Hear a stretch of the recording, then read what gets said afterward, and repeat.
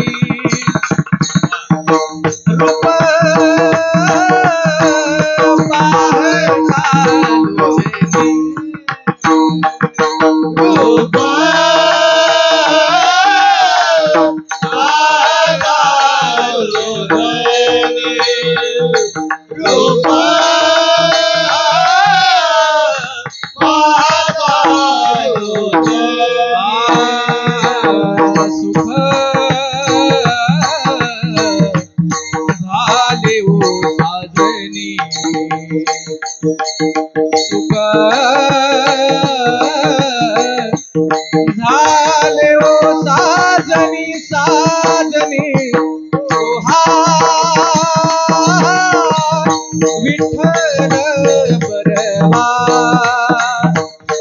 तो हा माधव बरवा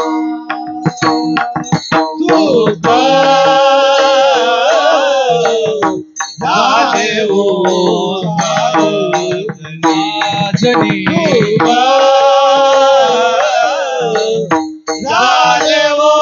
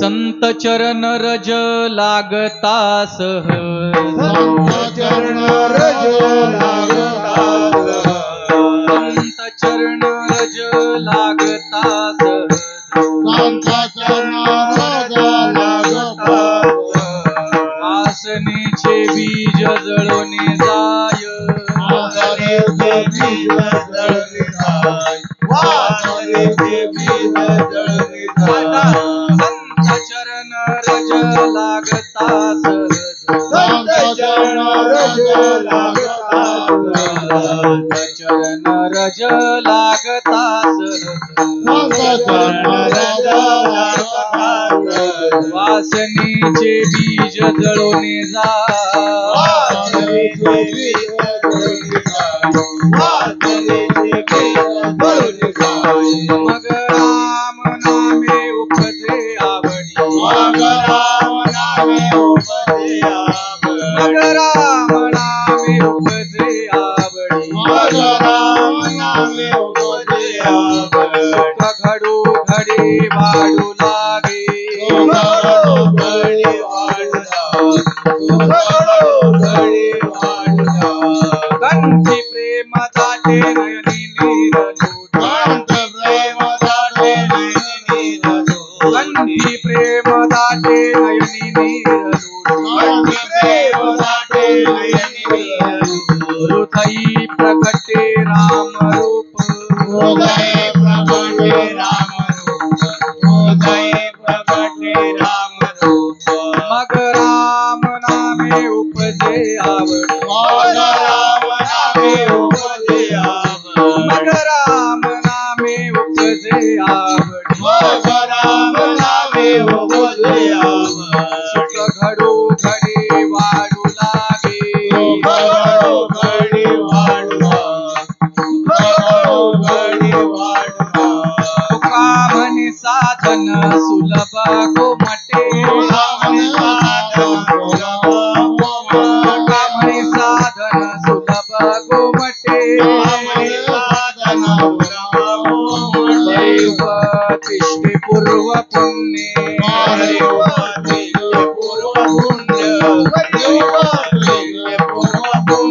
मग राम नामे उपजे आवडी मग राम नामे उपजे आवडी सुख घडो घडी वाढू लागे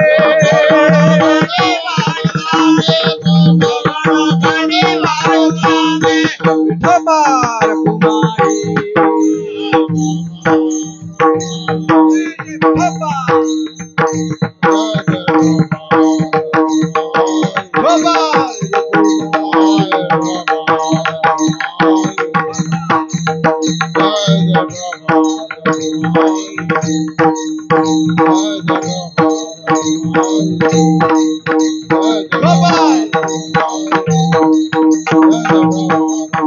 Bye-bye.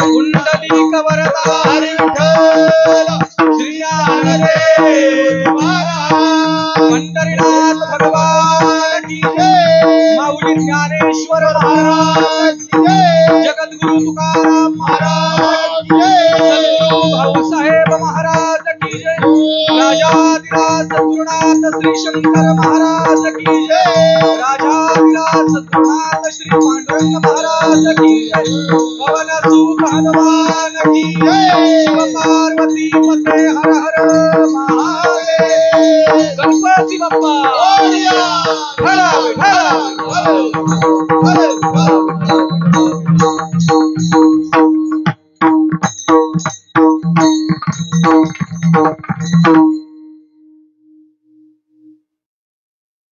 संत चरण रज लागता सहज थोडासा आवाज करा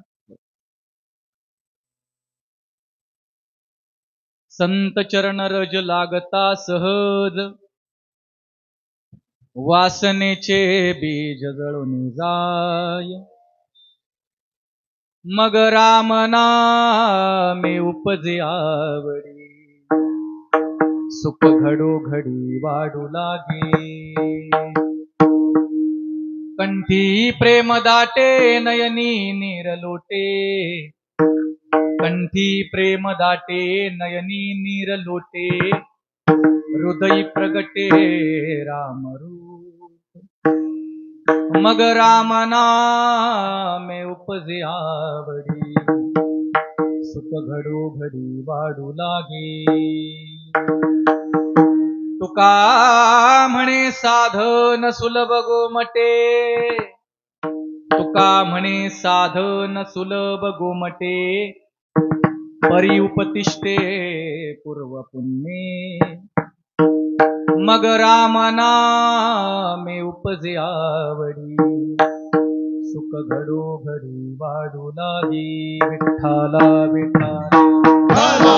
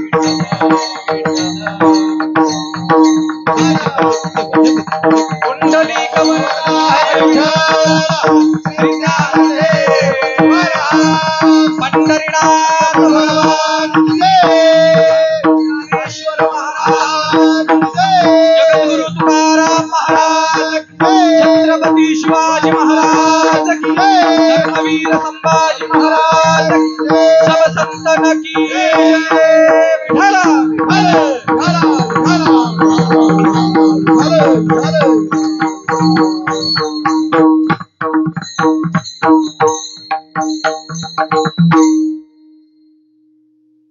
गणाधीश जो ईश सर्वा गुणांचा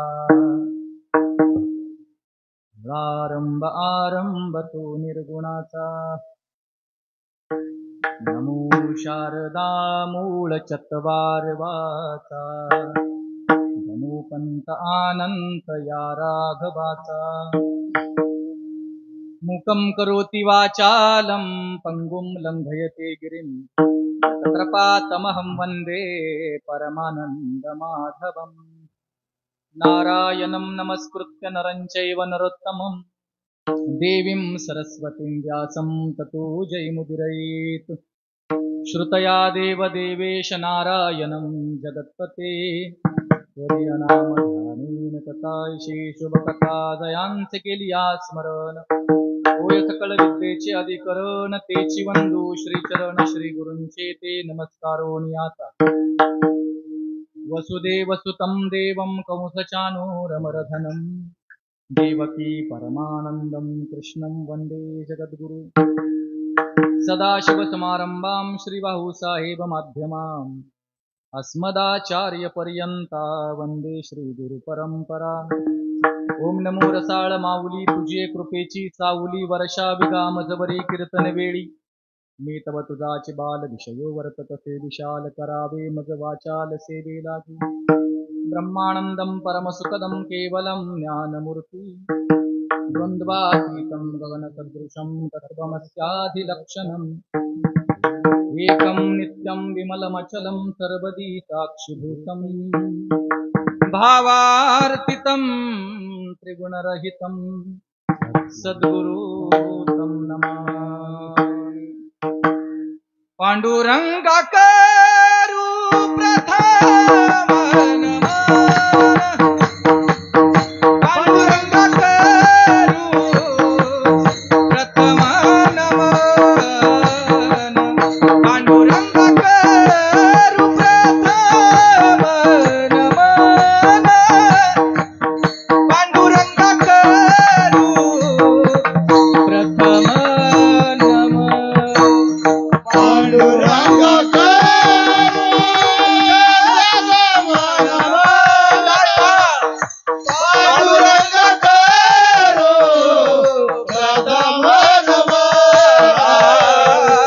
पांडुरंगा करू प्रथम नमः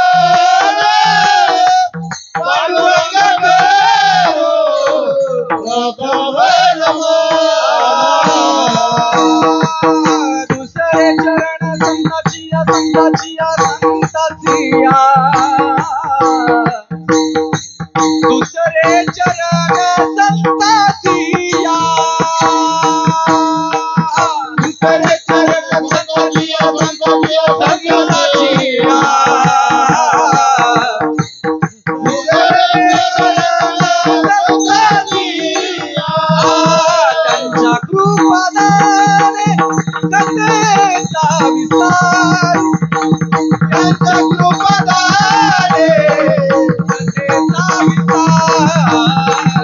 त्यांच्या कृपादाने कथेचा विस्तार त्यांच्या कृपादाने कथेचा विस्तार त्यांच्या कृपादाने कथेचा विस्तार त्यांच्या कृपादाने कथेचा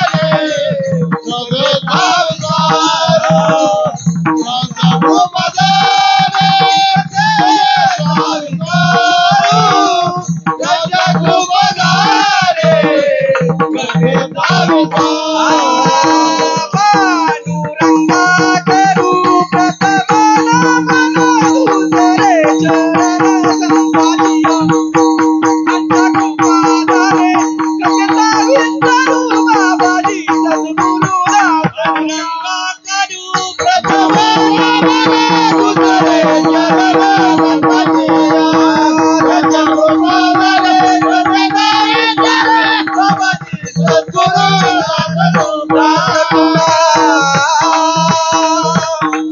पांडुरंगा करू प्रथम नमन दुसरे चरण संतांचिया त्यांच्या कृपादाने कथेचा विस्तारू बाबाजी सद्गुरुदास तुका श्री माता चरणावरी साष्टांग हे करी दंडवत विश्रांती पावलो सांभाळा उत्तरी वाढले अंतरी प्रेमसुख वचन ऐका कमलापती माझी रंकाची विनंती कर जोडितो कथे काळी आपण असावे जवळी ओम नमो ज्ञानेश्वरा करुणा करा दयाळा तुमचा अनुग्रह लादलो पावन झालो चराचरी जय हनुमान ज्ञान गुण सागर जय कपीस तिहुलोक उजागर रामदूत अतुलित बलधामा अंजनी पुत्र पवन सुतनामा महावीर विक्रम बजरंगी कुमति निवार सुमति के संगी कुमति निवार सुमति के संगी कुमति निवार सुमति के संगी घ्यावी घ्यावी माझी सेवा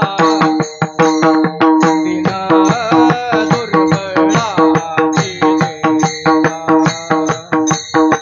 दिन दुर्बळाची देवा दिन दुर्बळाची देवा यावे यावे माझे देवा दीन दुर्बळाची देवा दीन दुर्बळाची देवा दीन दुर्बळाची देवा घ्यावी घ्यावी माझी सेवा गावी गावी माझी सेवा घ्यावी घ्यावी माझी सेवा गावी गावी माझी सेवा घ्यावी घ्यावी माझी सेवा दीन दुर्बळाची देवा दीन दुर्बळाची देवा दीन दुर्बळाची देवा गावी गावी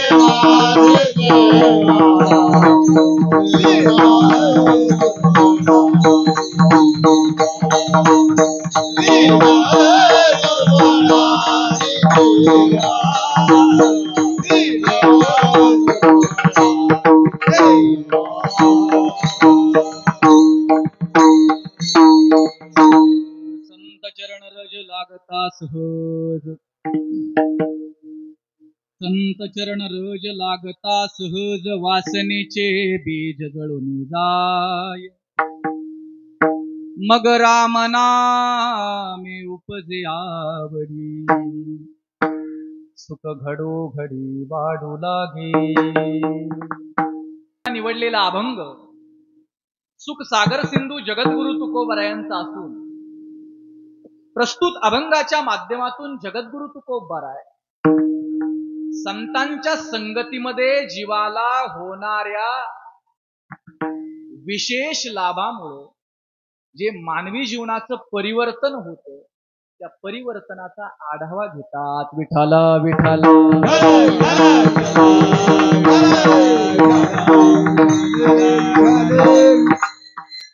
सालाबाद प्रमाणे मोठ्या हर्षयुक्त अंतकरणाने संपन्न होत असणारा अखंड हरिनाम सप्ताह भगवान परमात्म्याचा प्राकट्य उत्सव. या उत्सवामध्ये 22व्या वर्षामध्ये या सप्ताहाचं पदार्पण होत आहे आणि या 22व्या वर्षामधली आजच्या या 3ऱ्या दिवसाची सेवा आहे. प्रतिवर्षीप्रमाणे या सप्ताहामध्ये आपण सामुदायिकरित्या परिसरातील सर्व भाविक मंडळी परमार्थातील जिज्ञासू मंडळी सालाबाद प्रमाणे या 7 दिवसामध्ये या माऊलींच्या व्यासपीठाच्या संपर्कात या अध्यात्माच्या प्रवाहाच्या संपर्कात या अखंड हरिनाम सप्ताहाच्या व्यासपीठाच्या छायेत सामुदायिकरित्या आपण एकत्र येत असतो. हे 7 दिवस आपण या सप्ताह मंडपामध्ये माऊलींच्या छत्रछायेखाली या अध्यात्माच्या प्रवाही परंपरेच्या व्यासपीठाच्या श्रंखलेच्या सानिध्यात 7 दिवस आपण सामुदायिकरित्या एकत्र येतो.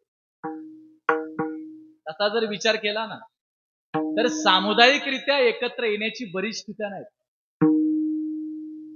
सामुदायिकरित्या सामुदायिक म्हणजे एकत्रित सगळे मिळून.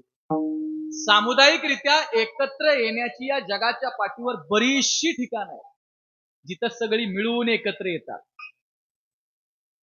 उदाहरण जर सांगायचं म्हटलं तर एखाद्याचा लग्न समारंभ असेल, विवाह सोहळा असेल तर विवाह सोहळ्याच्या निमित्तानं सुद्धा आपण सामुदायिकरित्या एकत्र येतो. एखादा सामाजिक कार्यक्रम असला तर सामाजिक कार्यक्रमाच्या व्यासपीठामध्ये सुद्धा आपण सामुदायिकरित्या एकत्र येतो. एखाद्या गावची यात्रा असेल, एखादा उत्सव असेल तर त्या उत्सवाच्या दरम्यान, त्या यात्रेच्या दरम्यान आपण सामुदायिकरित्या एकत्र येतो. एखादा राजकीय कार्यक्रम असला तरी देखील सगळी लोक सामुदायिकरित्या एकत्र येतात. एखादा शैक्षणिक कार्यक्रम असला तरी लोक एकत्रित येतात. एखाद्याचा हल्लीच्या काळामध्ये, आधुनिक काळामध्ये वावरतोय आपण, आधुनिक काळामध्ये माणसाला वर्षपूर्ती झाली की वाढदिवस साजरा करण्याची परंपरा आहे. वाढदिवस साजरा करायचा म्हटलं तरी लोक वाढदिवसाच्या उत्सवाच्या दरम्यान सामुदायिकरित्या एकत्र येतात. या जगामध्ये अशी बरीच ठिकाणं आहेत की आपण त्या ठिकाणामध्ये सामुदायिकरित्या एकत्र येतो. मग सामाजिक व्यासपीठ असेल, राजकीय असेल, शैक्षणिक असेल, अन्य कोणताही उत्सव असेल, त्या ठिकाणी लोक सामुदायिकरित्या एकत्र येण्याची परंपरा आहे. पण बाकीच्या इतर ठिकाणी सामुदायिकरित्या एकत्र येण्यामध्ये आणि अखंड हरिनाम सप्ताहाच्या व्यासपीठाच्या संपर्कात सामुदायिकरित्या एकत्र येण्यामध्ये जमीन आसमानचा फरक आहे. तुम्ही म्हणाल काय फरक आहे? व्यासपीठाच्या अखंड हरिनाम सप्ताहाच्या प्रवाही परंपरेच्या श्रृंखलेचं जे व्यासपीठ आहे, त्या व्यासपीठाच्या छायेत एकत्र येण्यात आणि इतर ठिकाणी एकत्र येण्यात खूप फरक आहे. तुम्ही म्हणाल काय फरक आहे? बाकीच्या ठिकाणी लोक एकत्र येतात, इथंही आम्ही एकत्र येतो. बाकीच्या ठिकाणी एकत्र आल्यानंतर जसं एकमेकांशी संभाषण होतं, एकमेकांची ओळख होते, एकमेकांची ओळख वाढते. बाकीच्या ठिकाणी गेल्यानंतर हे सगळं होतं. तसं सप्ताह मंडपामध्ये आल्यानंतर एकमेकांच्या भेटीगाठी होतात, अनोळख्या व्यक्तीबरोबर ओळख होते, इथंही लोक एकत्र बसतात. इतर ठिकाणी एकत्र आल्यानंतर तिथंही विचारांची देवाणघेवाण होते, तिथंही पोटभर जेवायला मिळतं. आणि सप्ताहामध्ये, या सप्ताहाच्या मंडपामध्ये सुद्धा एकत्र आल्यानंतर इथंही लोक एकत्र येतात, तिथंही जेवायला भरपूर मिळतं. मग इतर ठिकाणी एकत्र येण्यामध्ये आणि व्यासपीठाच्या संपर्कात एकत्र येण्यात काय फरक आहे? हा कधी प्रश्न पडतो का? बरोबर आहे ना? बाकीच्या ठिकाणी एकत्र आल्यानंतर जसं एकमेकांशी संभाषण होतात, भेटीगाठी होतात, भोजन मिळतं, तसं सप्ताह मंडपामध्ये सामुदायिकरित्या एकत्र आल्यानंतर इथंही भेटीगाठी होतात, इथंही एकमेकांची ओळख होते, इथंही भरपूर जेवायला मिळतं. मग इतर ठिकाणी एकत्र येण्यात आणि या सप्ताहाच्या मंडपात एकत्र येण्यात फरक काय? खूप फरक आहे महाराज. थोडं बारकाई नाही का? खूप फरक आहे. बाकीच्या इतर ठिकाणी एकत्र आल्यानंतर आपले विचार शुद्ध होतील, आपली कृती पवित्र होईल, आपली भावना सात्विक होईल, सांगता येणं कठीण आहे. पण जो अध्यात्माच्या व्यासपीठाच्या संपर्कात एकत्र येतो तो 100% गॅरंटीनं सांगतो, इथं आल्यानंतर माझे विचार शुद्ध होतात, इथं आल्यानंतर माझी कृती पवित्र होते, इथं आल्यानंतर माझी भावना सात्विक होते. हे इतर ठिकाणी घडत नाही. बरं का? असं झालंय, लग्नाला गेलो आणि विचार शुद्ध झाले, याचा अर्थ होत नाही असं नाही मला म्हणायचं. होत असतील एखाद्याची, पण गॅरंटी नाही ना, शक्यता नाहीये, शाश्वती नाहीये. होतीलही पण ठामपणे नाही सांगता येत.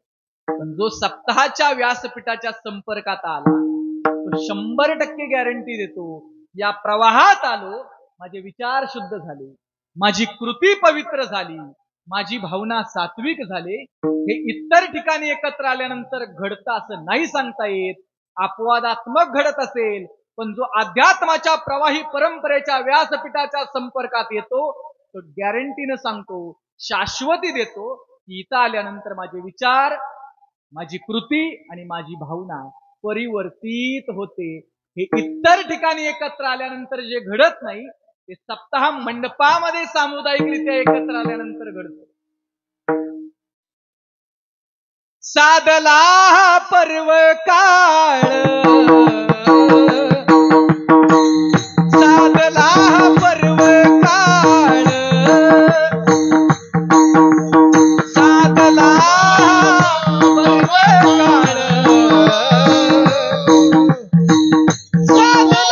पर्व काळ, साधला पर्व काळ, साधला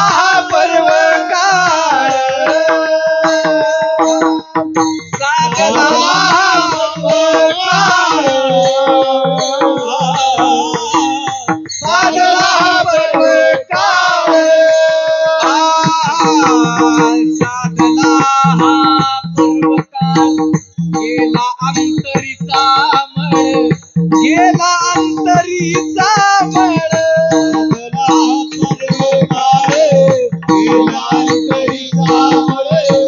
गेला अंतरीचा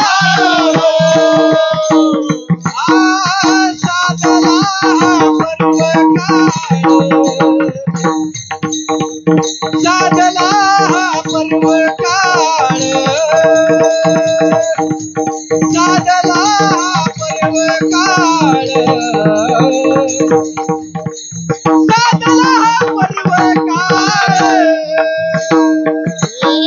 साधला हा पर्वकाळ साधला हा पर्वकाळ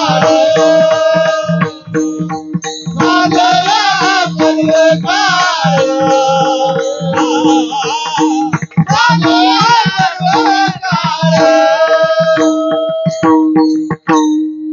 या सप्ताहाच्या संपर्कात आलो. या अखंड हरिनाम सप्ताहाची प्रवाही परंपरेचा पर्वकाळ ज्याच्या जीवनामध्ये साधला साधला हा पर्वकाळ साधला हा पर्वकाळ साधला हा पर्वकाळ गेला अंतरीचा मळ. सप्ताहाच्या संपर्कात आल्यानंतर एखाद्यानं आपल्याला विचारलं का हो महाराज 22 वर्षाची सप्ताहाची परंपरा आहे 22 वर्षाची सप्ताहाची परंपरा आहे 22 वर्षाच्या सप्ताहाच्या परंपरेनं काय दिलं असं जर विचारलं आपल्याला आपलं काय उत्तर असेल काय उत्तर असेल मी काय बोलतोय कळते का जाऊ घरी 22 वर्षाची सप्ताहाची परंपरा आहे या परंपरेनं या सप्ताह मंडपानं या सप्ताहाच्या व्यासपीठानं आपल्याला काय दिलं असं जर आपल्याला विचारलं काय मिळतं इथं आल्यानंतर नोकरीमध्ये पगार वाढतो व्यवसाय चांगला चालतो प्रमोशन मिळतं हा घरातील सुख सुविधा वाढतात असं काही होतं का अजिबात नाही होत एक सांगू या सप्ताहाच्या संपर्कात येण्याचा उद्देश एकच आहे आपला आतला मळ जावा मग तो विचारातला मळ असेल तो कृतीतला मळ असेल तो भावनेतला मळ असेल आणि माणसाचं जीवन आहे ना जीवन आपलं जीवन आहे ना नवीन कपडे घातली म्हणजे नवीन नाही होत आपलं जीवन नवीन कपडे घातले म्हणून नवीन नाही होत नवनवीन महागड्या वस्तू परिधान केल्या म्हणजे जीवन नवीन नाही होत महागड्या गाडीतनं फिरायला लागलो म्हणजे जीवन नवीन नाही होत महागड्या घरात राहायला लागलो म्हणून जीवन नवीन नाही होत महाराज ज्या क्षणी आपले विचार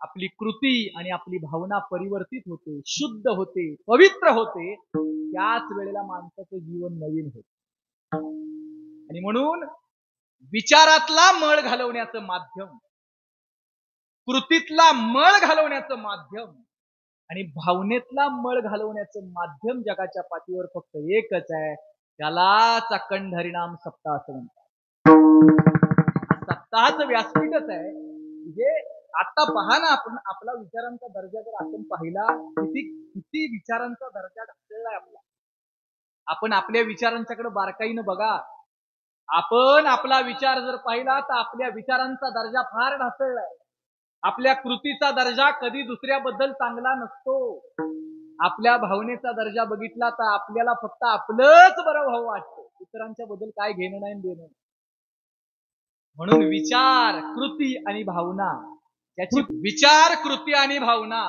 ज्याची परिवर्तित होते त्याचंच जीवन नवीन होतं आणि या विचारांना या कृतीला या भावनेला शुद्ध करण्याचं ठिकाण जगाच्या पाठीवर फक्त एकच आहे त्याला अखंड हरिनाम सप्ताह म्हणतात त्या सप्ताहाच्या व्यासपीठाच्या संपर्कात यावं आणि आपल्या विचारांवर कार्य करावं आपल्या कृतीवर कार्य करावं आपल्या भावनेवर कार्य करावं कारण असं आहे बिनु सत्संग विवेक न होई राम कृपा बिनु सुलभ न सोई बिनु सत्संग विवेक न होई राम कृपा बिनु सुलभ न सोई सत्संगाशिवाय विवेक सारासार विवेक बुद्धी जागृत होत नाही.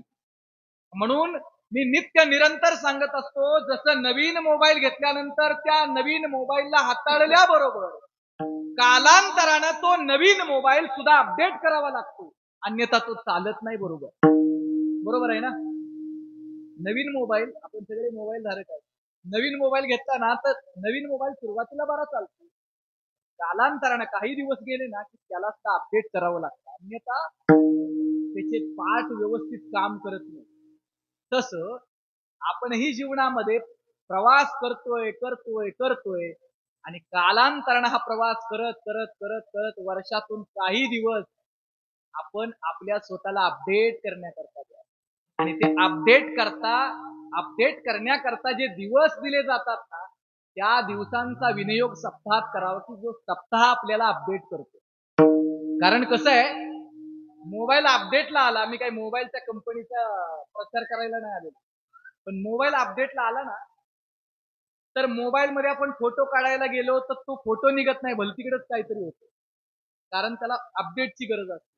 तसं ज्या वेळेला आपली अंतकरण वृत्ती, ज्या वेळेला आपण हताश होतो, निराश होतो, अस्वस्थ होतो, उद्विग्न होतो, असमाधानी असतो, आपल्या जीवनातला विसावा, विरंगुळा, विश्रांती हे सगळं लोप पावतं, त्यावेळेला समजायचं जीवनाला अपडेट होण्याची गरज आहे.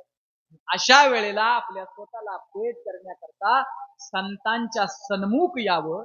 संतांच्या सन्मुख येणं म्हणजे संत विचारांच्या सन्मुख यावं. संत विचारांच्या सन्मुख येणं म्हणजे संत ग्रंथांच्या सन्मुख यावं. संत ग्रंथांच्या सन्मुख येणं म्हणजेच माऊलींच्या व्यासपीठाच्या सन्मुख यावं. जर एकदा का इथं आलो तर मग आजी फिटले माझे कोडे, बहुत जन्माचे साकडे, गोंदाटले पुढे परब्रह्म सावरे. आज फिटले माझे कोडे, बहुत जन्माचे साकडे, गोंदाटले पुढे परब्रह्म सावरे. पुण्य पडले बहुत दिवसा,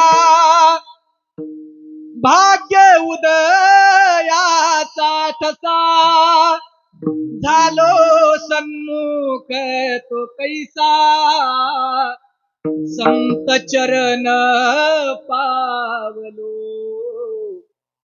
संत चरण पावलो. महाराज, आपलं भाग्य आहे हो, परिसरात सप्ताह चालू आहे, आपलं भाग्य आहे, सप्ताहामध्ये येऊन आपण सम्मिलित होतोय. कोणत्या तरी जन्माचं केलेलं अगणित पुण्य असेल म्हणून आपल्याला ही सद्बुद्धी सुचली, या मंडपामध्ये आपण येतोय. अन्यथा जीवनात सगळं मिळेल, आपल्याला सगळं मिळेल, मान मिळेल, पद मिळेल, प्रतिष्ठा मिळेल, सन्मान मिळेल, संपत्ती मिळेल, सगळं मिळेल. अहो, चांगल्याला मिळेल यात नवल नाही. एखादा दुराचारी, वैभिचारी, भ्रष्टाचारी, पापी जरी असला तरी हे सगळं मिळतं, त्याला सगळं मिळतंय. धन मिळेल, सन्मान मिळेल, मान मिळेल, प्रतिष्ठा मिळेल, पद मिळेल, सगळं मिळतं. एक सांगू का, भाग्य असेल तरच हरिकीर्तन आणि संत संगती भाग्याशिवाय नाही. बाकी सगळं मिळतं हो, मान अपमान धन हे तो प्रारब्ध आधी, भगवत प्राप्ती करून देणारी संत संगत, संत विचारधारा मिळायला कुठल्या तरी जन्माचं अगणित पुण्य असावं लागतं. सुतदारा और लक्ष्मी पापी को भी हो, सुतदारा और लक्ष्मी पापी को भी हो, संत समागम हरि कथा तुलसी दुर्लभ. आज दुर्लभ आहे महाराज, बाकी सगळं मिळतं, सूतदारा लक्ष्मी सगळं मिळतं, संत समागम हरिकथा तुलसी दुर्लभ होय. अनंत जन्माचं पुण्य असावं लागतं, त्याशिवाय हे प्राप्त होत नाही. आणि हे प्राप्त झालं ना की मग तव कथामृतम तप्त जीवनम कविभिरीडितम कल्मशापहम. आणि म्हणूनच तुकोबरायांनी दंडक दिला, कथा कीर्तनासी सोडू नये, कथा कीर्तनासी सोडू नये, कथा कीर्तनाची सोडू नये, कथा कीर्तनाची सोडू नये. द्यावी प्रीती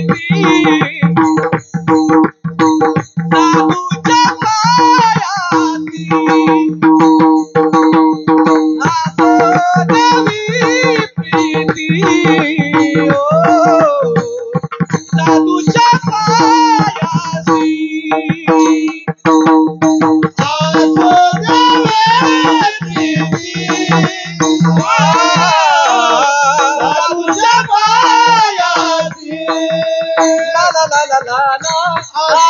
द्यावी प्रीती साधूच्या पायासी. प्रीती साधूच्या पायासी, कथा कीर्तनाशी सोडू नये. कारण हे एकच माध्यम असं आहे की जे माध्यम आपल्या जीवनाला परिष्कृत करतं, आपल्या विचारांना शुद्ध करतं, आपल्या कृतीला पवित्र करतं, आपल्या भावनेला सात्विक करतं. आणि असं विचार, कृती आणि भावना परिष्कृत करण्याचं माध्यम 22 वर्षापासून आपल्या या परिसरामध्ये कायमस्वरूपी सेवत आहे. आणि अशा या श्रंखलेमधील हे आजची असणारी 3ऱ्या सत्रातली कीर्तनवृत्ती सेवा आहे. या सेवेकरिता निवडलेला अभंग जगद्गुरु तुकोबरायांचा असून तुकोबराय या अभंगातून संत संगतीनं होणाऱ्या जीवनाचं परिवर्तन, ते परिवर्तन कशा स्वरूपाचं असतं याचा आढावा देतात. भगवान परमात्म्याच्या असीम अनुकंपेनं तुम्हा आम्हाला मानवदेह प्राप्त झाला. फार मोठी कृपा आहे भगवान परमात्म्याची. जंतुनाम नरजन्म दुर्लभ असं म्हटलं जातं. दुर्लभो मानुषो देहो देहिनाम क्षणभंगुरा तत्रापि दुर्लभम मन्ये वैकुंठम प्रियदर्शनात. अत्यंत दुर्मिळ असणारा मानव देह तुम्हा मला प्राप्त झाला. आता मानव देहाला जो जो जीव आलेला आहे त्या मानव देहधारी जीवाचं कर्तव्य आहे की आपल्याला मिळालेल्या जीवनाला स्वच्छ, सुंदर, पवित्र आणि मंगलमय ठेवावं. विठ्ठल विठ्ठल.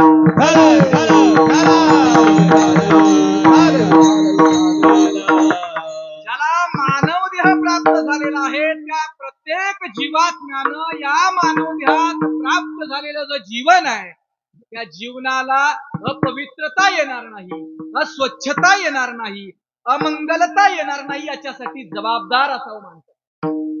आपल्याला मिळालेलं हे जीवन मौल्यवान जीवन आहे महाराज, मौल्यवान जीवन आहे. या प्राप्त झालेल्या जीवनातला एक क्षण कितीही मोल दिलं तरी, खर्च केलं तरी आपल्याला प्राप्त होत नाही. एवढं मौल्यवान जीवन आहे. मौल्यवान म्हणण्यापेक्षा अमूल्य जीवन प्राप्त झाला. मौल्यवान म्हटलं तर त्याला मोल देऊन विकत घेता येईल, पण कितीही मोल दिला तरी ज्याला विकत घेता येत नाही असं अमूल्य जीवन मला मिळालं. मग ज्या ज्या जीवात्म्याला हे अमूल्य जीवन प्राप्त झालेले आहे त्या प्रत्येक जीवात्म्यानं मिळालेल्या जीवनाला स्वच्छ ठेवावं, सुंदर ठेवावं, पवित्र ठेवावं, सुचिरभूत ठेवावं. कसं? बाह्यांगानं जीवनाला स्वच्छ ठेवण्याकरता आपण रोज प्रयत्न करतो. बाह्यांगानं जीवन स्वच्छच ठेवतो आपण, पण जितकं बाह्यांगानं जीवन स्वच्छ ठेवतोय ना त्यापेक्षा अधिक पटीनं माणसानं अंतरंगानं जीवन स्वच्छ ठेवण्याकरता कार्यरत राहावं. विठ्ठल विठ्ठल.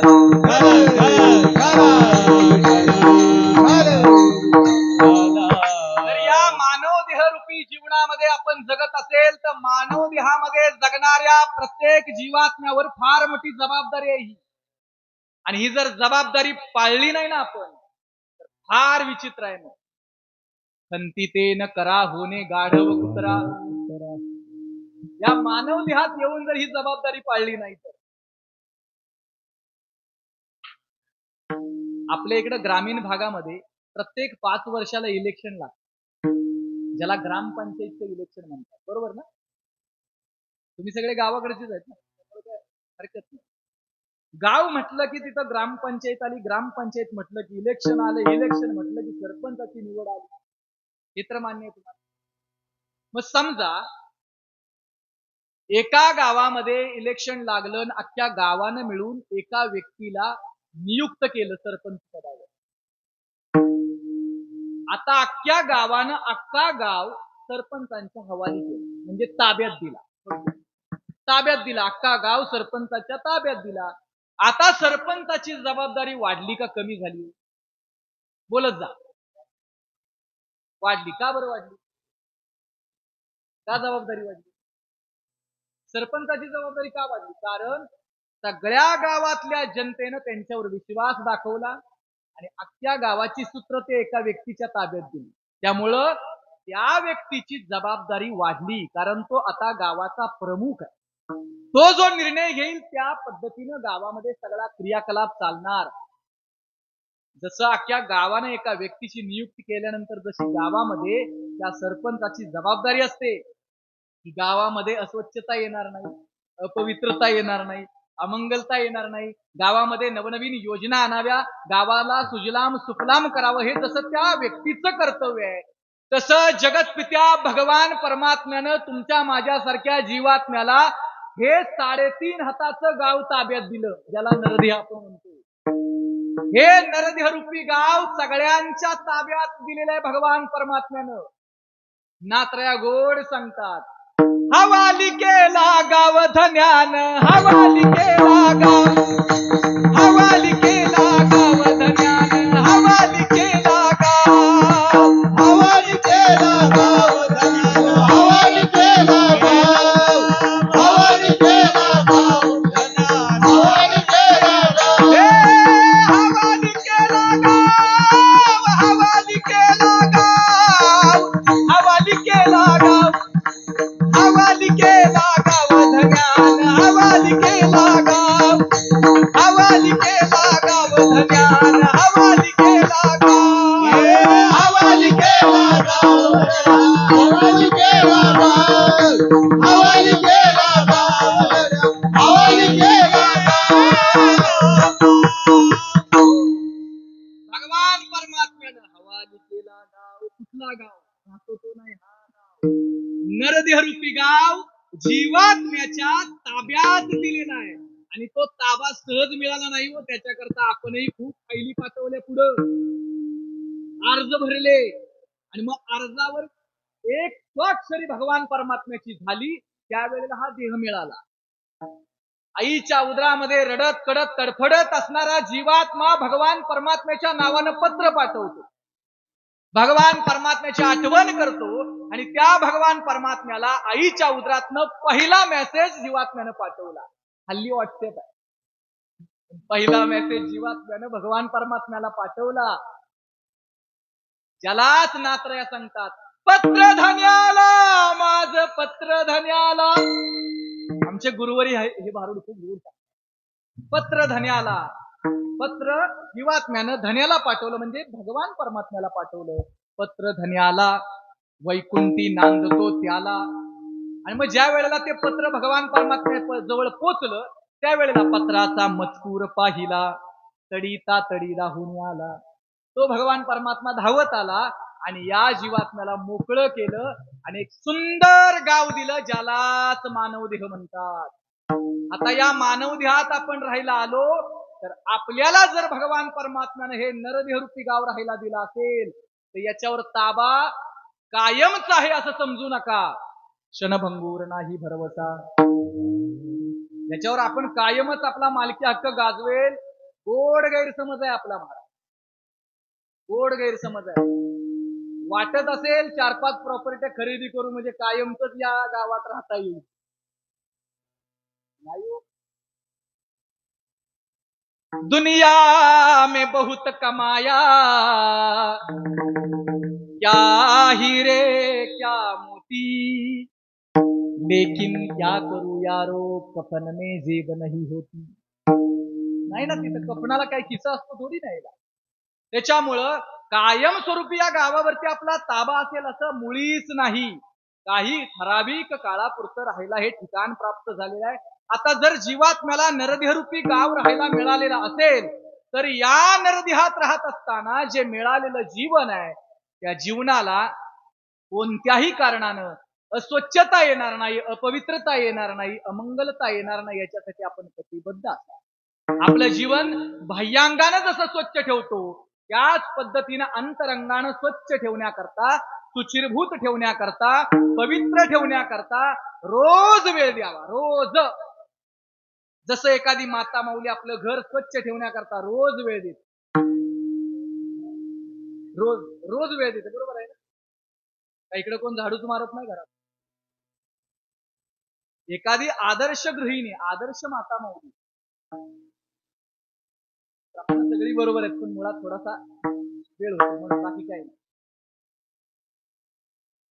एक आदर्श गृहिणी, आदर्श माता माऊली. आदर्श कुणाला माता माऊली म्हणा? आदर्श गृहिणी कोण? जिला दुसऱ्याला पोटवर खाऊ घालण्याची इच्छा आहे ती आदर्श गृहिणी. ती अन्नपूर्णाच आहे हो.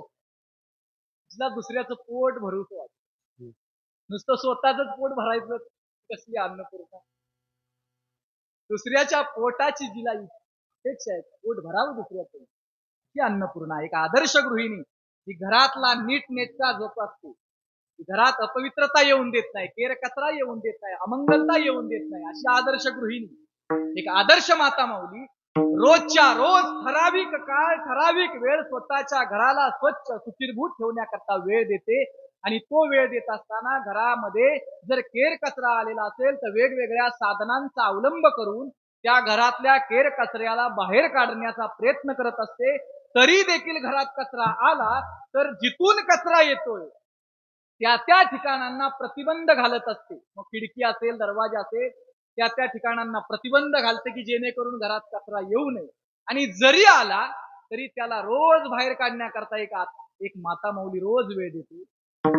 तसंच नरदेहात जगत असताना, जीवन जगत असताना प्रत्येक जीवात्म्याने आपल्याही जीवनामध्ये जो कचरा भरतोय ना, रोज रोज रोज रोज आपण जे आपल्या जीवनाला अपवित्र करून ठेवतो त्या अपवित्रतेतून बाहेर पडण्यासाठी, जीवनाला स्वच्छ करण्यासाठी रोज जसं माता माऊली वेळ देते तसं आपणही रोज निर्धारित वेळ द्यावा, रोज वेळ द्यावा. आणि त्या रोज वेळ देण्याच्या प्रक्रियेलाच परमार्थ म्हणतात. विठ्ठल विठ्ठल.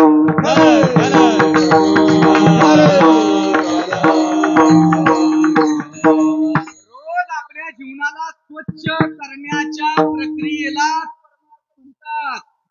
आणि असा परमार्थ तुकोबरे सांगतात, रोज करा. रोज रोज परमार्थ करा, नित्य परमार्थ करा, निरंतर परमार्थ करा, सदा परमार्थ करा. कसा? जो स्वतःच्या जीवनाला नित्य निरंतर स्वच्छ करण्याकरता कार्यरत होतो.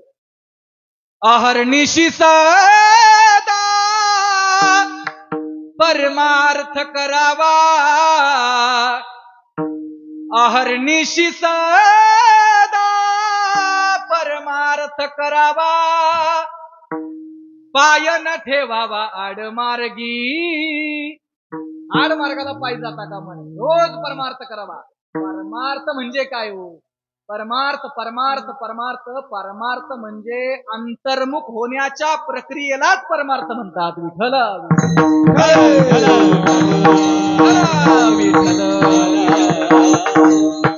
परमार्थ म्हणजे काय? अंतर्मुख होण्याच्या प्रक्रियेचं नाव परमार्थ आहे. परमार्थ ही प्रयोगशाळा आहे हो.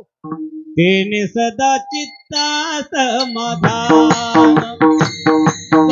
समाधान, तेने सदा चित्ता समाधान समाधान, तेने सदा चित्ता समाधान समाधान, तेने सदा चित्ता समाधान. सदा नाम घोष हरे कथा, तेने सदा चित्ता समाधान समाधान, तेने सदा चित्ता समाधान. सदा नाम घोष हरे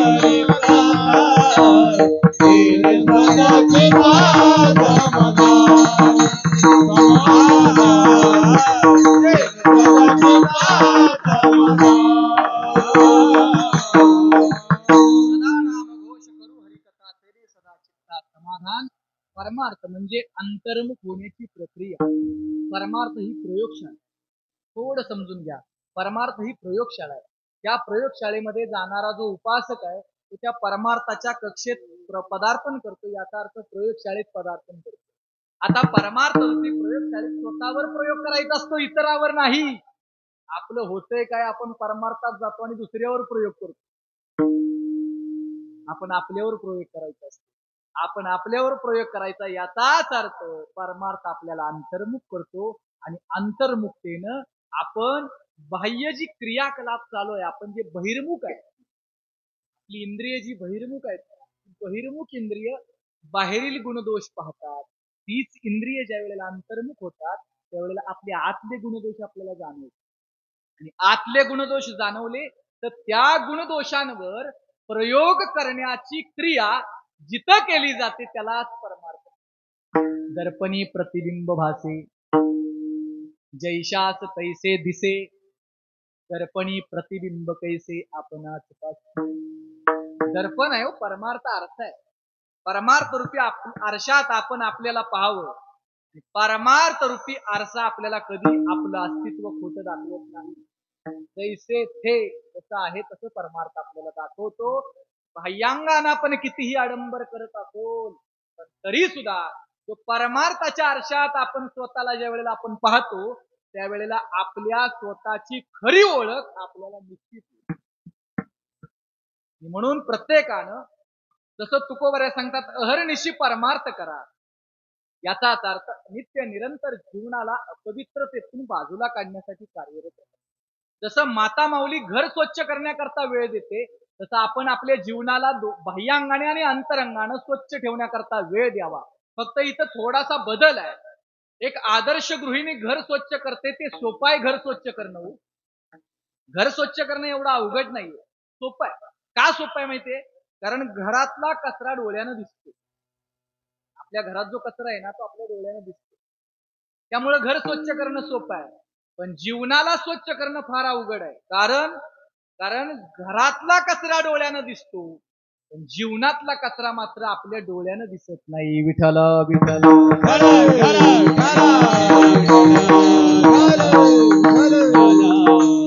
जीवन ज्या घटकांमुळे अपवित्र झालेलं आहे ते घटक डोळ्यानं दिसत नाही.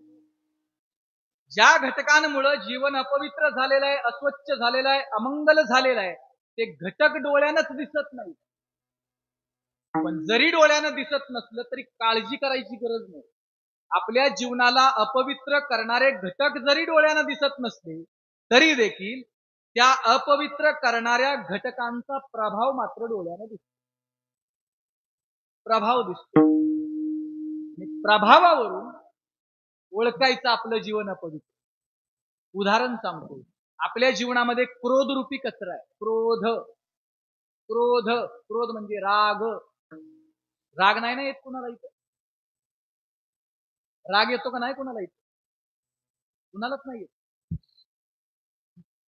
राग येत नाही असा माणूस नाही.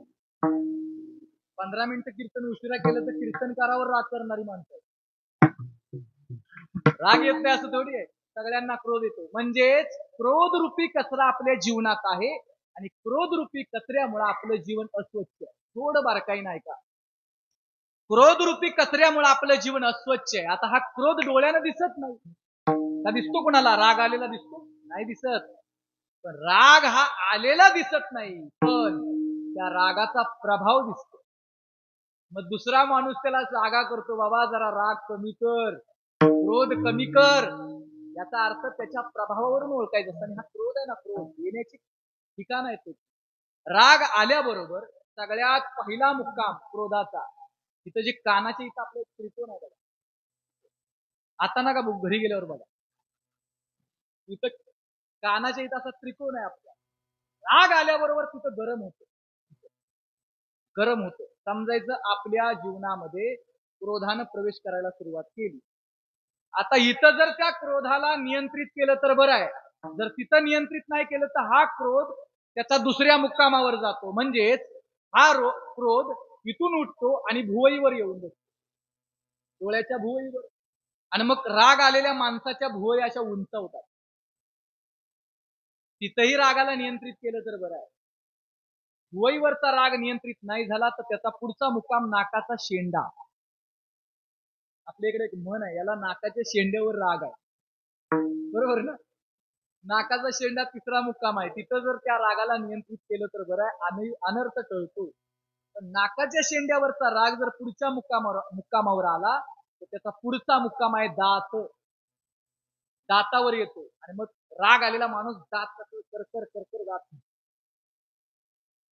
दातावरचा राग नियंत्रित झाला तर बरं आहे, नाही तर त्याचा पुढचा मुक्काम जिभेवर येतो.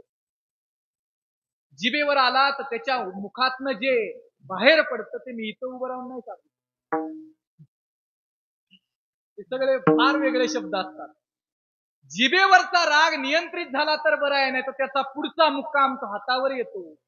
एकदा का राग हातावर आला की तो माणूस असा हात माग सारतो, पुढच्यावर चाल घेतो, मग पुढच्याला मार तरी देतो, नाही तर स्वतः तरी मार खातो. हा क्रोध आहे. टप्प्याटप्प्याने जीवनात प्रवेश करतो, पण या क्रोध रूपी कचऱ्यामुळं जीवन अस्वच्छ होतं. असे बरेच घटक आहेत. मग अनेक घटक घ्या, काम घ्या, क्रोध घ्या, लोभ घ्या, मोह, मद, मत्सर, दंभ, अहंकार, असे वेगवेगळे हे विकार आहेत. या विकारांमुळे आपलं जीवन अस्वच्छ झालेलं आहे, अपवित्र झालेलं आहे, अमंगल झालेलं आहे. आणि हे डोळ्यानं दिसत नाहीत. हे विकार डोळ्यानं दिसत नाहीत, पण या विकारांचा प्रभाव मात्र दिसतो. आपण किती आपल्याला मोह आहे, लाखो रुपये कमवले तरी अजून मोह थांबत. असं कशाला कमवून ठेवायचं एवढं काय नव्हतं. किती संग्रह करावा माणसानं, किती संग्रह करावा. कपड्यांचा तितकाच संग्रह, पैशाचा तितकाच संग्रह, प्रॉपर्टीचा तितकाच संग्रह. अहो किती संग्रह करताय. एवढा संग्रह करत बसलो ना तर पुढच्या पिढीमध्ये संघर्ष तयार होईल. अधिकचा संग्रह पुढच्या पिढीमध्ये संघर्ष तयार होईल. अधिक संग्रह नाही करावा. कुठल्या तरी टप्प्यावर जीवनामध्ये थांबावं म्हणून. कुठल्या तरी टप्प्यावर थांबलं पाहिजे. मर्यादित वेळ आहे, मर्यादित जीवनाचे टप्पे आहेत. जसं पहा म्हणतात, पहिल्या वर्षापासून 25व्या वर्षामध्ये विद्या अर्जन करावं, अभ्यास करावा, ज्ञान संपादन करावं. 25 वर्षानंतर 50 वर्षापर्यंत भरपूर मेहनत करावी, स्वावलंबी जीवन जगावं, आत्मनिर्भर जीवन असावं. 50 वर्षानंतर 75व्या वर्षापर्यंत जे कमवलेलं आहे त्याचा आनंद घ्यावा. 75 वर्षानंतर पुढचा काळ भगवत चिंतनात कसल्याही प्रकारचा मोह न ठेवता आयुष्यभर त्याच्या जीवनामध्ये भगवान परमात्म्याला उरले ते हरी तुम्हा समर्पण या न्यायानं राहावं. पण हल्ली 100% 100 वर्ष जगेल गॅरंटीच नाही. त्याच्यामुळं नित्य निरंतर जीवनाला जागृत ठेवलं पाहिजे आपल्याला. आणि म्हणून हे जे विकार आहेत, काम असेल, क्रोध असेल, लोभ असेल, मोह असेल, दंभ असेल, अहंकार असेल, ईर्ष्या असेल, द्वेष असेल, हे जे सगळे घटक आहेत ना, हे विकृत घटक जीवनाला अपवित्र करून टाकतात. आणि हे घटक आपल्या डोळ्यानं दिसत नाहीत, फक्त त्यांचा प्रभाव दिसतो. आणि त्या प्रभावावरून ओळखायचं आपलं जीवन अपवित्र आहे. मग एकदा का यांचा प्रभाव ओळखला की त्या प्रभावावरून या विकारांना बाहेर काढण्यासाठी जीवानं रात्रंदिवस प्रयत्न करावा आणि जीवनाला स्वच्छ ठेवण्याकरता कार्यरत राहावं. विठ्ठल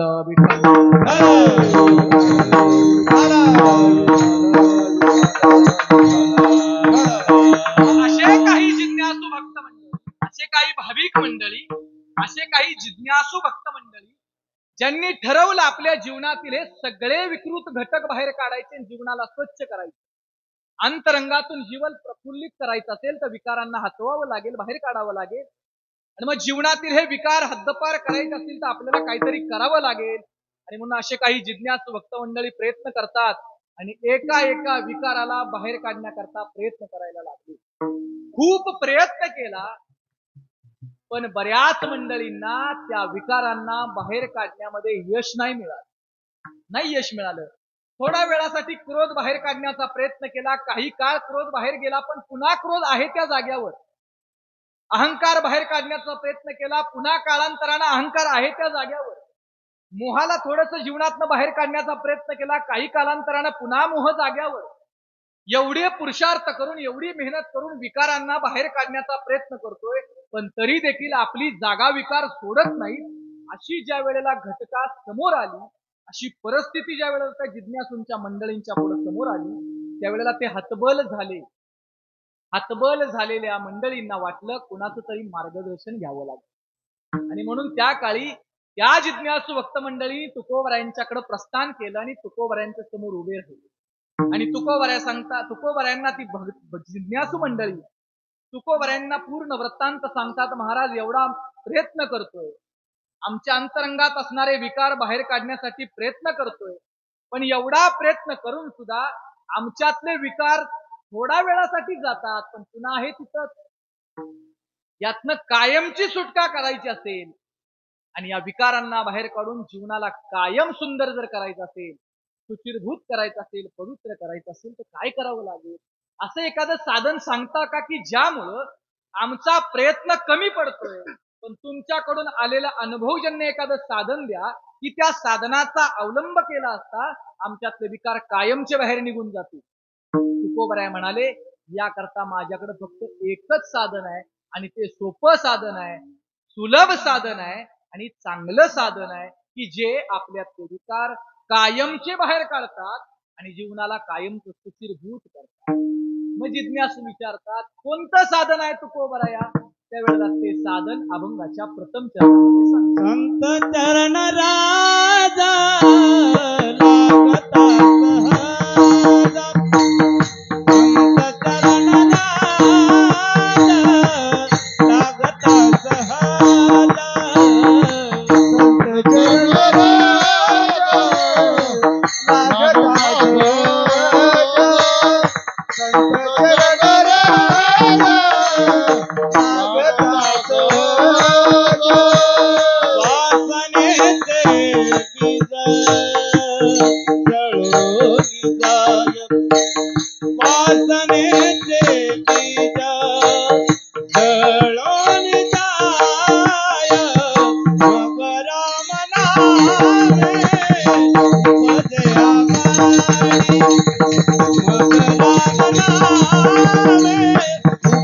वासनेचे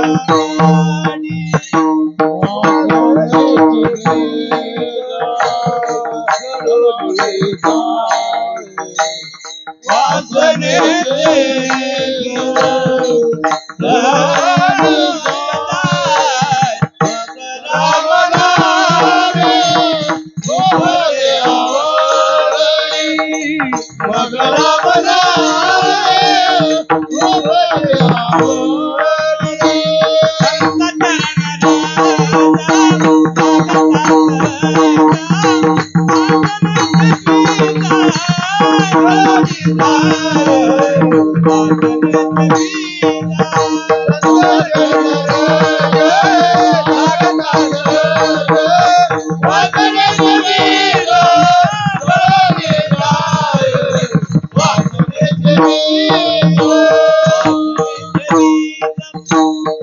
आघाडी, अभंगाच्या प्रथम चरणामध्ये काही जिज्ञासू भक्त मंडळींना तुकोबराय मार्गदर्शन करतात. तुकोबरायांच्या पुढे आलेले जिज्ञासू भक्त मंडळी हतबल झालेले आहेत, विकारांना बाहेर काढण्याकरता प्रयत्न करतात पण ते विकार हद्दपार होत नाहीत, त्यामुळे जीवन जसंच्या तसं अपवित्र आहे. याच्याकरता मार्गदर्शन साधू संतांचं विचारावं या उद्देशानं तुकोबरायांना प्रश्न करतात. असं एखादं साधन सांगा की ज्याद्वारे हे आतले विकार कायमचे नष्ट होतील आणि जीवन सुचिरभूत राहील. तुकोबराय सांगतात ते साधन सगळ्यात सोपं आहे आणि चांगलं साधन कोणतं? संत चरण रज लागता सहज, संत चरण रज लागता सहज, वासनेचे बीज जळ.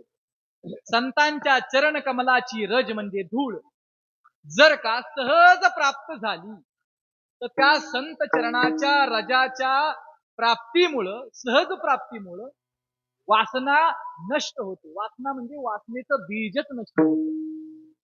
वासनेचे बीज जळोनी जा. आता इथे एखाद्याच्या मनात शंका निर्माण होईल, आपण तर विकारांची गोष्ट करतोय, इथं तर तुकोबराय सांगतात वासनेचे बीज जळोनी जाय. वासनेचा आणि विकारांचा संबंध काय? एखादा अभ्यासक असेल त्याला स्वाभाविक प्रश्न निर्माण होईल, वासनेचा विकारांचा संबंध काय? खूप मोठा संबंध आहे. हे जे विकार आहेत ना, विकार, या विकारांना वाढवण्याचं काम जर कोण करत असेल तर ती करते वासना. वासना म्हणजे काय? इच्छा. इच्छा म्हणजे कोणती? भगवान परमात्म्याच्या प्राप्तीच्या आड येणारी अभद्र इच्छा म्हणजे वासना. ही भगवान परमात्म्याच्या प्राप्तीच्या आड येते अशी वासना. ती वासना काय करते? विकारांना वाढवते. विकारांना वाढवण्याचं काम, काम, क्रोध, लोभ, मोह, मत्सर यांना वाढवण्याचं काम वासना करते. आता वासनेचंच बीज नष्ट झालं तर विकारांची वाढ खुंटली जाते. म्हणजे विकारांना वाढ मिळत नाही आणि विकारांना वाढ न मिळाल्यामुळे विकार निस्तेज होतात आणि विकार निस्तेज झाले की हळूहळू विकार गळून पडतात.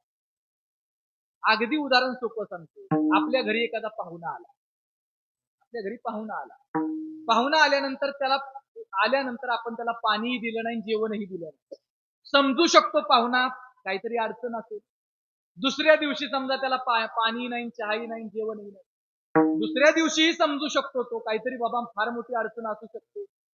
पण समजा त्या पाहुण्याला 7-8 दिवस आपण पाणीही दिलं नाही, चहा दिला नाही, जेवणही दिलं नाही, तर तो पाहुणा आपल्या घरी परत येईल का? काय होईल? तुमचं काय येईल का? येईल का पाहुणा परत? अहो घरचं सोडा, तो आपलं तोंड नाही बघणार परत. ज्या घरात गेल्यानंतर पाणी सुद्धा कोण विचारत नाही त्या घरात तो पाहुणा परत जाईल, तोंड सुद्धा बघणार नाही त्यांचं.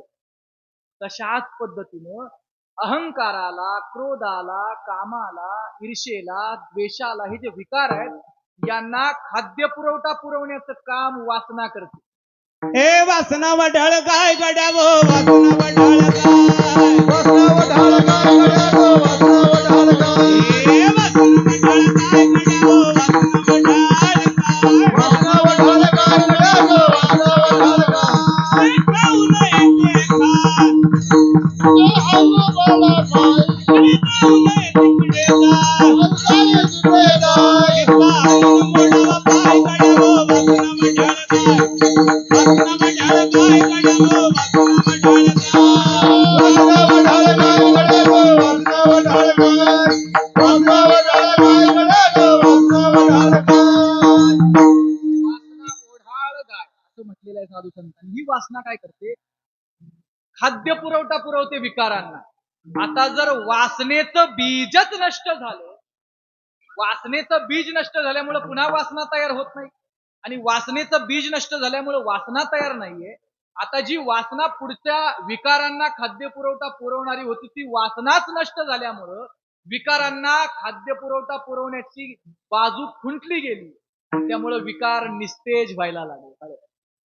विकार निस्तेज झाले आणि मग निस्तेज झालेले विकार काही दिवस वाट बघतात काही मिळतंय का, काही दिवस वाट बघतात आणि असा एक दिवस येतो विकार ठरवतात तिथनं आपल्याला काही एक मिळू शकत नाही. त्यावेळेला ते विकार त्या जागेतनं जागा रिक्त करतात, मोकळे होतात आणि मग एकदा का त्या जीवाच्या जीवनातनं विकार हद्दपार गेले की त्याचं जीवन सुचिरभूत होतं, स्वच्छ होतं, पवित्र होतं. कारण आतमध्ये भरलेले विकृत घटक म्हणजेच विकार वासनेचं बीज नष्ट झाल्यामुळं खंडित झाले, निस्तेज झाले, त्यांची वाढ खुंटली गेली. त्यामुळे विकार हद्दपार झाले. विकार हद्दपार झाल्यामुळं विकार हळूहळू घळून पडायला लागले आणि ज्या माणसाच्या जीवनातले विकार घळून पडले त्याचं जीवन स्वच्छ, त्याचं जीवन सुचिरभूत झालं. मग ज्याचं जीवन सुचिरभूत झालं त्या माणसाच्या जीवनामध्ये एक चमत्कार घडतो. तो चमत्कार म्हणजे अभंगाचं दुसरं चरण. मग राम नामे उपजे आवडी, मग राम नामे उपजे आवडी, मग राम नामे उपजे आवडी, मग राम नामे उपजे आवडी. सुख घडो घडी वाढू लागे, सुख घडो घडी वाढू लागे, मग राम नामे उपजे आवडी, मग राम नामे उपजे आवडी, मग राम नामे उपजे आवडी,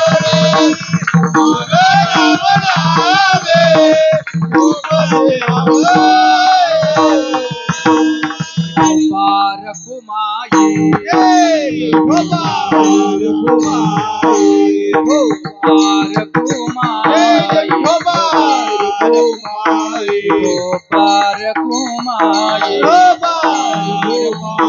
गोपार कुमाई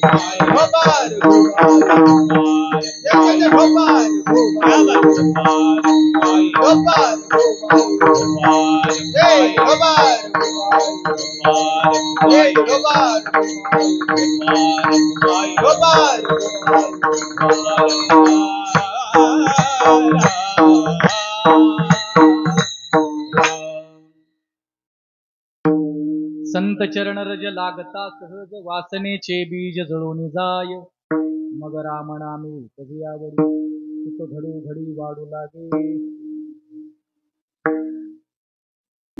जगद्गुरु तुकोबराय संता ज्या माणसाच्या जीवनातले जे विकृत घटक बाहेर गेले त्या माणसाच्या जीवनामध्ये एक परिवर्तन होतं. कोणतं? त्याला रामनामाची आवड उत्पन्न होते. रामनामाची अचूक आवड उत्पन्न होते याचाच अर्थ आपल्यातले विकार हळूहळू निस्तेज व्हायला लागले असं समजायचं. जर आपल्याला रामनामाची अचूक आवड असेल मग रामनामे उपजे उपजे आवड उत्पन्न होते प्रपंचाची आवड. उपजे प्रपंचाची आवड म्हणजे थोडक्यात विकार अजून आहेत आणि उपजे रामनामाची आवड जर मग रामनामे उपजे आवडी तर समजायचं विकृत घटक हळूहळू चाललेले. मग रामनामे उपजे आवडी आणि मग आवड उत्पन्न झाली त्याचा परिणाम सुख घडोघडी वाढू लागे. ज्याच्या जीवनामध्ये रामनामाची आवड उत्पन्न आहे त्याच्या जीवनामध्ये सुख घडोघडीनं वाढतं. ज्याला संसाराची आवड उत्पन्न झालेली आहे त्याच्या जीवनातलं सुख हळूहळू कमी होत. संसाराची आवड याचा पहा, संसाराची आवड असणं आणि प्रपंचाची आवड असणं आणि परमार्थाची आवड असणं याच्यामध्ये फरक असा आहे. जर का रामनामाची आवड उत्पन्न असेल तर सुरुवातीला वाटतं थोडासा त्रास, सुख मात्र कायमस्वरूपी वाढणारं प्राप्त होतं.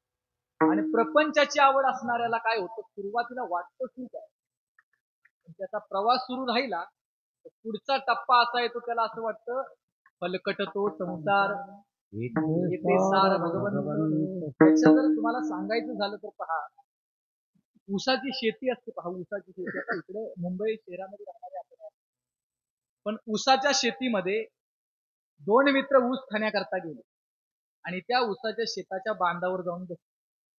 दोन्ही मित्रांनी ऊसाची एक एक वाढ तोडलं, बसले बांधावर आणि एका मित्रानं ऊस मुळाकडनं खायला सुरुवात केली आणि एका मित्रानं ऊस शेंड्याकडनं खायला सुरुवात केली. दोघही ऊसच खातायत पण एक मुळाकडनं खातोय आणि एक शेंड्याकडनं खातोय. आता जो मुळाकडनं ऊस खाणारा होता ना त्याला पहिल्यांदाच ऊस गोड लागला. म्हणाला काय ऊस गोड आहे हो, ऊसासारखी गोडी कशातच. म्हणून तो आसूसला अजून खाण्याकरता थोडासा पुढे सरकत गेला. ऊस खात खात थोडा पुढे सरकत गेला तस तसा ऊसाची गोडी कमी कमी व्हायला लागली आणि ज्या वेळेला तो शेंड्याकडे ऊस खात पोचला ना त्याला ऊसच गोड लागायचा बंद झाला. ऊस त्याला तुरट लागायला लागला. तो सांगतो ऊसामध्ये काय मजा नाही. पण जो दुसरा आहे जो शेंड्याकडनं ऊस खातोय त्याला पहिल्यांदा ऊस पानसट लागला, तुरट लागला. त्याने ठरवलं थोडस पुढे जाऊन बघूया. प्रवास करत करत तो ऊस खात खात खात खात पुढे आला आणि ज्या वेळेला मुळाकडे पोचला त्यावेळेला त्याला ऊसामध्ये फार मोठा गोडवा मिळाला. आणि तो स्पष्ट सांगितलं ऊसासारखं दुसरं गोड काही नाही. हे जे ऊस खाणारे आहेत ना, जो मुळाकडनं ऊस खाणार आहे तो म्हणजे प्रापंचिक जीव. त्याला असं वाटतं, प्रपंचाला सुरुवात केल्याबरोबर असं वाटतं वा प्रपंचासारखा आनंद नाही. जसा पुढे सुरू होतो, जसा पुढे जातो, तस मग त्याला जाणवू लागतं प्रपंचामध्ये आनंद. पण जो मुळा शेंड्याकडनं ऊस खाणार आहे तो म्हणजे परमार्थिक. त्याला सुरुवातीला वाटतं थोडं कठीण आहे, पण जसा प्रवास करतो, जसा ऊस खायला लागतो पुढं पुढं, तस त्याला गोडी वाढायला लागते. लाचावले मन लागलीसे गोडी, ते जीवेन सोडी ऐसे झाले. जसा पुढे सरकतो त्याला असं वाटतं परमार्थासारखा आनंद कशातच. हेच तुकोबरे सांगतात, मग राम नामे उपजे आवडी. राम नामाची आवड उत्पन्न व्हायला लागली की जीवनामध्ये सुख वाढायला लागते. म्हणजे कधीही सुख कमी होत नाही, सुख घडोघडी वाढू लागे. मग सुख वाढणं म्हणजे काय होणं? एकदा का सुख वाढायला लागले की आपल्या जीवनातले प्रत्येक क्रियाकलाप परिवर्तित होते, प्रत्येक क्रिया बदलते. कोणती बदलते? मग काय होतं माहितीये? कंठी प्रेम दाटे, नयनी नीर लोटे, हृदयी प्रगटे रामरूप. तुकोबरायांनी तिसऱ्या चरणामध्ये सांगितलं त्याचं जीवन बदलत जातं. काय होतं? कंठामध्ये त्याच्या प्रेम येतं, नयनांमध्ये नीर येते. याचा अर्थ त्याच्या कंठातनं निघणारा जो शब्द आहे तो दुसऱ्याच्या हृदयाचा घात करत नाही. दुसऱ्याच्या हृदयाला प्रेम देतो, माधुर्य देतो, सहानुभूती देतो, आदर देतो. त्याच्या मुखातनं निघणारा शब्द साच आणि मवाळ, मिथुले आणि रसाळ, शब्द जैसे कल्लोळ अमृताचे, असे शब्द बाहेर पडतात. कधी? रामनामाची आवड उत्पन्न झाल्यावर. कंठी प्रेम दाटे, त्याच्या कंठात प्रेम येतं. नैनी नीर लोटे, नैनी नीर लोटे याचा अर्थ आपल्या दुःखाकडे बघून जसा तो दुःखी होतो, तसाच इतरांच्या दुःखाकडे बघून सुद्धा त्याच्या हृदयामध्ये गहिवर उत्पन्न होतो. कंठामध्ये प्रेम येतं, नयनामध्ये नीर येतं. त्याला दुसऱ्याचं दुःख सुद्धा पाहत. कंठी प्रेम दाटे, नयनी नीर लोटे, हृदयी प्रगटे रामरूप. त्याच्या हृदयामध्ये परमार्थाची सर्वोत्कृष्ट फलश्रुती हृदयी प्रगटे रामरूप. हृदयात रामरूप प्रगट होते. जसं 22 तारखेला अयोध्येमध्ये रामरायांचं प्राकट्य झाल्याबरोबर जसं अख्ख्या देशात राममय वातावरण झालं. तेरे झोपडी के भागा खुल जाएंगे राम, आनंदोत्सव तयार झाला. म्हणजे केवळ अयोध्येमध्ये भगवान परमात्म्याचं प्राकट्य मूर्ती स्थापनेच्या वेळेला जर देशात एवढं राममय वातावरण असेल, आपल्या हृदयात रामरूप प्रगट झालं तर केवढा आनंद मिळेल, केवढा आनंद असेल. त्यावेळेला जीव म्हणतो भय प्रगट कृपाला दीन दयाला, कौसल्या हितकारी, हर्षित महातारी, मुनिजनहारी, अद्भुत रूप विचारी. आपल्या अंतकरणामध्ये परमार्थाची सर्वोत्कृष्ट अवस्था हृदयी प्रगटे रामरूप. हृदयात रामरूप प्रगट होतं. म्हणजे नरदेहरूपी अयोध्या आहे, त्याच्यामध्ये हृदय हे मंदिर आहे आणि त्या हृदयामध्ये रामरूप प्रकट होणं ही मूर्ती स्थापना आहे. विठ्ठला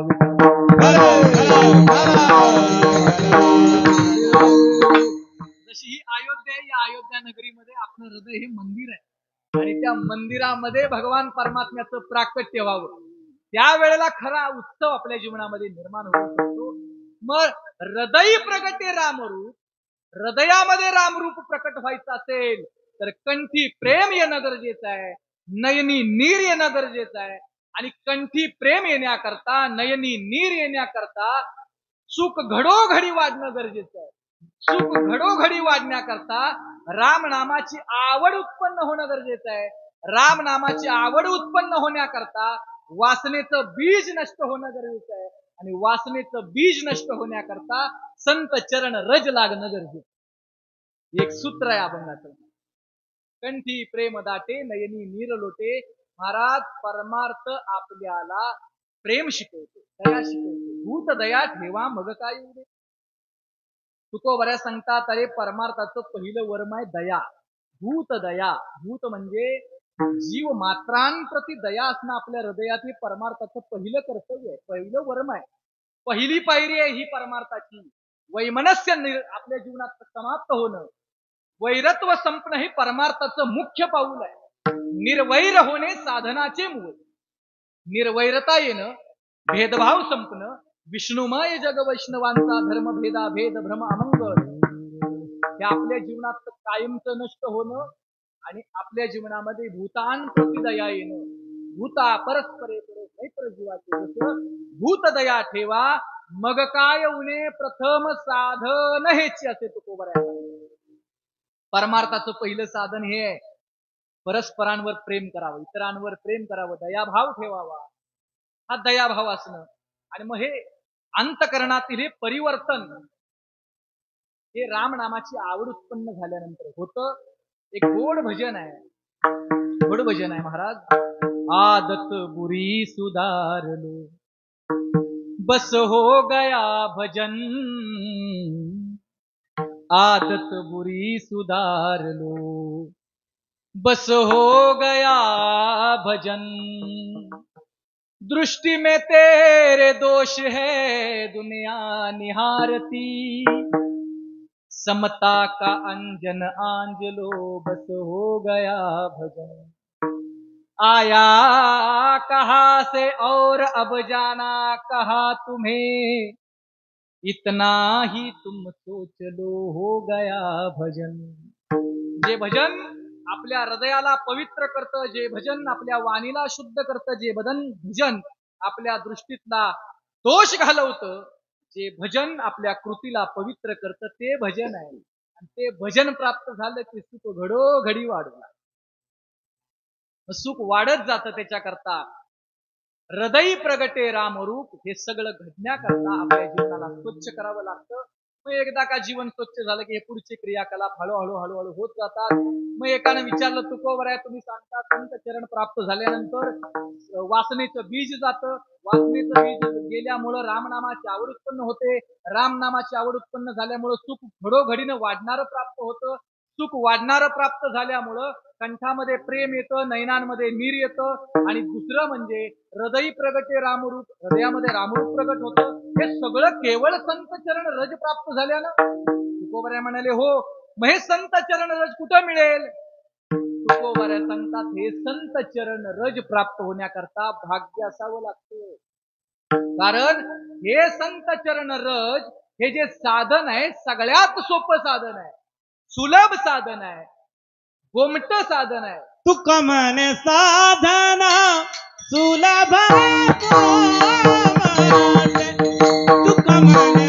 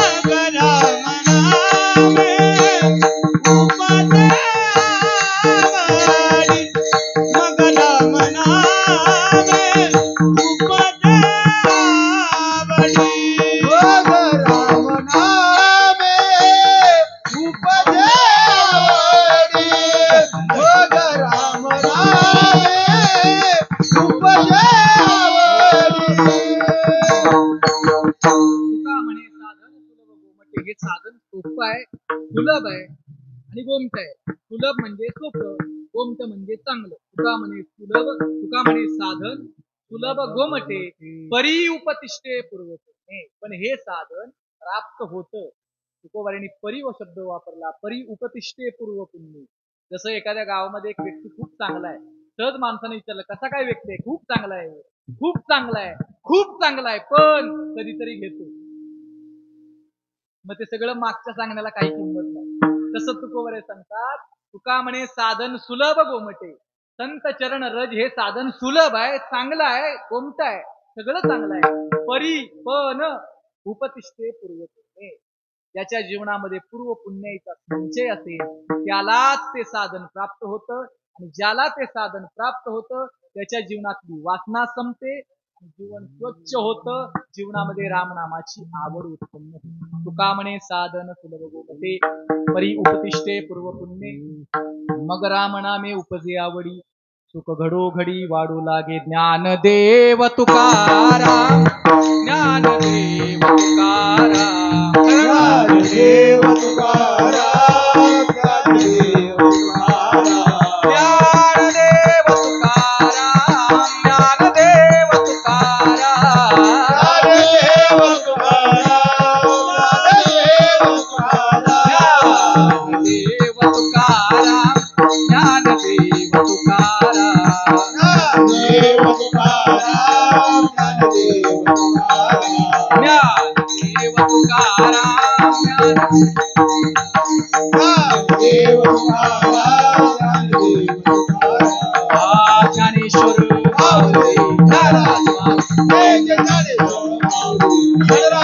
महाराज ज्ञानेश्वर माऊली ज्ञानराज माऊली.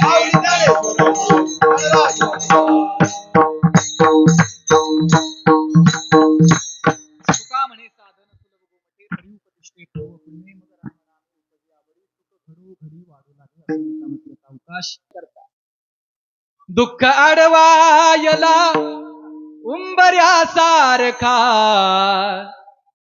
दुःख अडवायला उंबऱ्यासारखा, मित्र वनव्यामध्ये गारव्यासारखा, मित्र वनव्यामध्ये गारव्यासारखा. वाट चुकणार नाही जीवनभर तुझी, वाट चुकणार नाही जीवनभर तुझी. एक तू मित्र कर आरशासारखा, मित्र वनव्यामध्ये गारव्यासारखा. क्षमा मागतो, तसं व्यासपीठावर कविता शेर शायरी असलं काय बोललं नाही पाहिजे. पण आणि मला असं वाटतं जे चांगलं आहे ना ते कुठूनही घ्यावं, किती नियमात अडकायचं तरी किती. जे चांगलं आहे ते घ्यावं ना, कुठूनही मिळावं. चांगलं घ्या बरं का, चांगलं ते नको ते नको घ्यायला. विठ्ठल जय